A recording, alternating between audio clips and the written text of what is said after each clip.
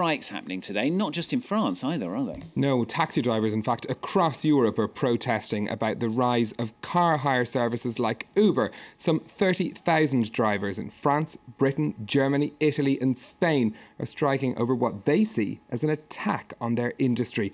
The French government is examining how to regulate services like Uber, while the company says it's just serving consumer demand. Siobhan Silk has the story.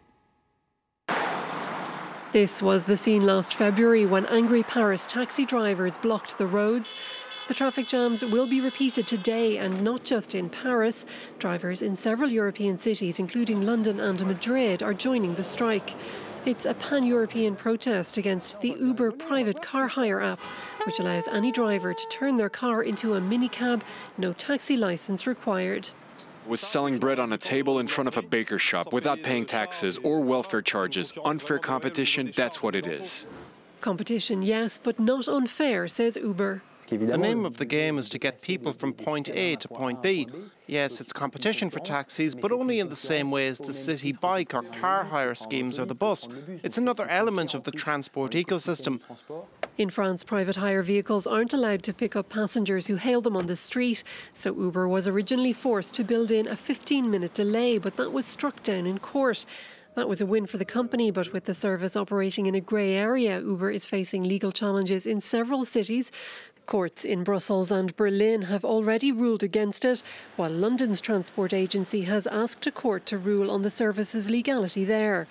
The legal woes don't seem to have hurt Uber's bottom line. On Tuesday, the company was valued at a whopping $18 billion on estimated revenues of just $200 million. And it hopes the taxi strike will give it a boost.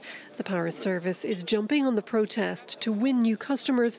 It's offering a 50% discount for users. Now next, European Union going to investigate Apple's tax affairs. Yeah, that's right. The European Commission is going to launch an inquiry into corporate tax regimes in Ireland, Luxembourg and the Netherlands. According to the Irish national broadcaster RTE, it will be looking in particular at Apple's operations in Ireland and whether the tax loopholes it avails of there count as illegal state aid. A US Senate investigation last year found the iPhone maker paid little or no tax on the at least $74 billion in revenue over the previous 4 years. Apple, for its part, says it pays all of the tax that it owes, while the Irish government insists the company gets no special treatment.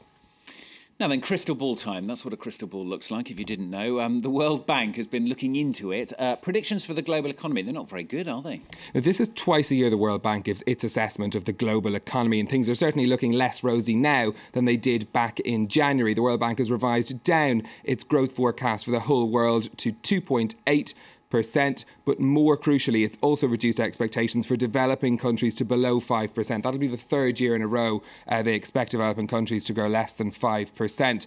Now, the World Bank says both rich and developing countries do seem to be finally turning the corner after the financial crisis, but bad weather in the US has hit their growth, while the Chinese slowdown also led to them reducing expectations. Just a word on Russia too, the World Bank slashing the forecast for Russia, this on the back of the crisis in Ukraine. And a logo that even looks like a crystal ball as well. What's happening on the markets then, Stephen? A pretty mixed picture in Asia today. The Nikkei in Tokyo bouncing back after losses that we saw in trading on Tuesday. The rest of the Asian markets are not looking so optimistic. The market said to be taking a breather after the recent gains. And finally, when it comes to the economy, the French president, he's chosen to keep his enemies very close, hasn't he? So François Hollande has hired a new economic advisor. Her name is Laurence Boone. She's an economist at Bank of America Merrill Lynch, but she's also the author of a blistering critique of François Hollande's economic policies that was published in a national newspaper just 2 weeks ago. In fact, she went as far as saying that François Hollande has no economic policies whatsoever.